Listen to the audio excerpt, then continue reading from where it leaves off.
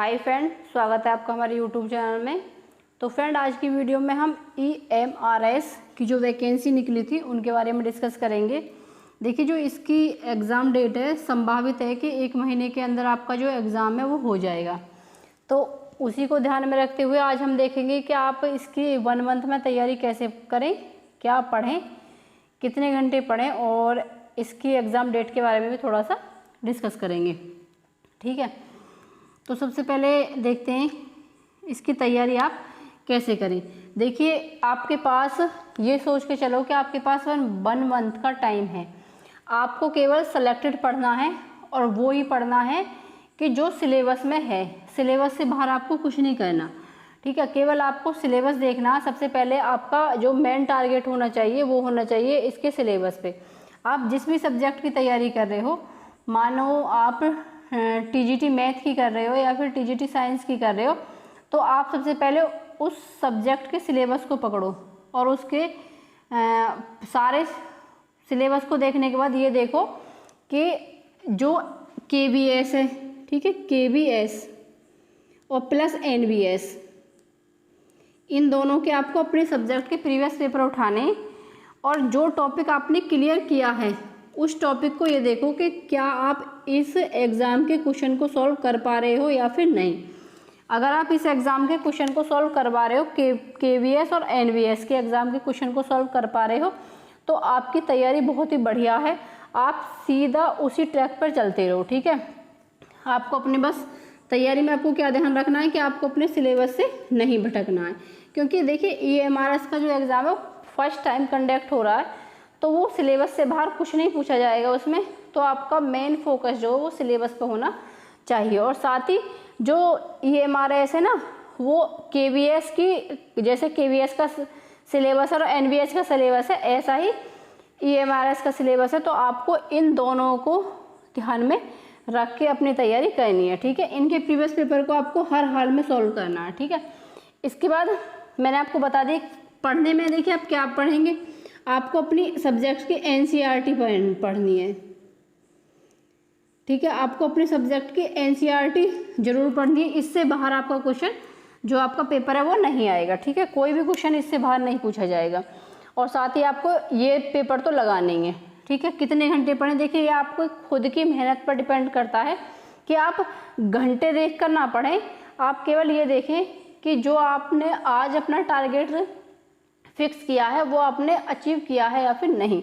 ठीक है, तो छोटे छोटे टारगेट बनाओ कि आज मुझे ये टॉपिक कंप्लीट करना है, इस सब्जेक्ट में ये टॉपिक कंप्लीट करना है, रीजनिंग है, थोड़ा सा रीजनिंग पढ़नी है, थोड़ी सी GS पढ़नी है। तो इस टाइप के अपने छोटे छोटे गोल बनाओ। ठीक है, इसके बाद देखिए इसकी एग्ज़ाम डेट। इसकी जो एग्ज़ाम डेट है वो निकल के आ रही है 7, 8 और 14 और 15। ठीक है, इन 4 डेट को आपका एग्ज़ाम कभी भी हो सकता है। अभी ये कंफर्म नहीं है कि 7 तारीख को TGT का होगा या फिर 8 तारीख को PGT का होगा। किसी भी दिन किसी का भी पेपर हो सकता है। जहाँ तक देखा जाए तो जो PGT के फॉर्म थे वो पहले आए थे, तो हो सकता है PGT की एग्ज़ाम डेट पहले हो या फिर कुछ कहा भी नहीं जा सकता। तो इसकी जो एग्ज़ाम डेट है वो 99% इन्हीं डेट को एग्ज़ाम होगा, PGT का, TGT का और हॉस्टल वार्डन का। ठीक है, तो आपको अपनी प्रिपरेशन अच्छी तरह से करनी है। देखिए 1% हम ये मान के चल रहे हैं कि इस डेट को आपका एग्ज़ाम नहीं हुआ। ठीक है, तो आप ये देखो कि आप देखिए, आपने जितने भी बच्चे हैं सब ने ये फॉर्म, जिसने भी ये फॉर्म फिल किया है वो सारे बच्चे जो DSSB की आने वाली वैकेंसी है उसमें फॉर्म भरेंगे। ठीक है, और बहुत ही बेसब्री से इंतज़ार कर रहे हैं कि DSSB की वैकेंसी कब आए और कब आप उसका फॉर्म फिल करें। तो देखिए, आप अपना इस वैकेंसी में आप अपना 100% दो। क्यों? क्योंकि आने वाले टाइम में जो DSSB की वैकेंसी आएंगी, ठीक है, DSSB की जो वैकेंसी आएंगी उसमें जो पूछा जाता है वो 2 पार्टों में पूछा जाता है। 100 मार्क्स का जनरल पेपर होता है और 100 मार्क्स का आपका सब्जेक्ट का पेपर होता है। ठीक है, तो ये देखो कि जब 100 मार्क्स का सब्जेक्ट का पेपर होता है और EMRS में जो सब्जेक्ट का पेपर होता है वो होता है 80 मार्क्स का, ठीक है। तो अगर आप EMRS की सब्जेक्ट की मतलब EMRS जो एग्ज़ाम है इसकी तैयारी करेंगे और साथ में आप NCERT पढ़ेंगे तो बिल्कुल यही चीज़ आपको DSSB के लिए पढ़नी है, NCERT, ठीक है। और प्लस आपका जो 100 मार्क्स का सब्जेक्ट है वो आपका अपने आप ही कंप्लीट हो जाएगा, यानी आप जितने भी बच्चे फॉर्म भरेंगे उनसे आगे हो जाएंगे, क्योंकि बहुत से बच्चे ऐसे हैं उनकी धारणा बनी हुई है कि जब तक वो धारणा छोड़ो वो उनसे प्रिपरेशन स्टार्ट होती ही नहीं है, वो जब वैकेंसी आ जाएंगी ना तभी प्रिपरेशन स्टार्ट करते हैं। तो आप ये देखो आप उनसे कितना आगे निकल गए। और साथ ही इसमें 20 मार्क्स की रीजनिंग आती है, वो आपकी कंप्लीट हो जाएगी, क्योंकि आपको रीजनिंग की तैयारी इसमें भी करनी है, ठीक है। तो मोटे मोटे तौर पर देखो तो आपकी 120 मार्क्स की तैयारी, तो अब नंबर की जो तैयारी है वो तो अपने आप ही हो जाएगी, ठीक है।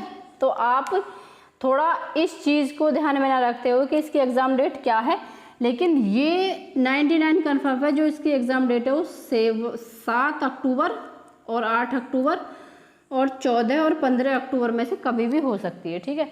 तो मोटे मोटा देखा जाए तो आपके पास 1 मंथ का टाइम है, तो आप अपनी प्रिपरेशन को अभी से स्टार्ट कर दें और काफ़ी अच्छी तरह से आप इस वैकेंसी के लिए आप अपना 100% दो, ठीक है। तो बाकी आई होप कि आपको के जो डाउट है वो क्लियर हो गए होंगे। अगर आपका कोई डाउट है तो नीचे कमेंट बॉक्स में कमेंट कर देना, ठीक है। तो बाकी मिलते हैं एक नई वीडियो में। और हाँ, जो भी बच्चे साइंस की प्रिपरेशन करना चाहते हैं TGT साइंस की EMRS के लिए, तो वो चैनल को ज़रूर सब्सक्राइब करें, ठीक है। बाकी मिलते हैं एक नई वीडियो में।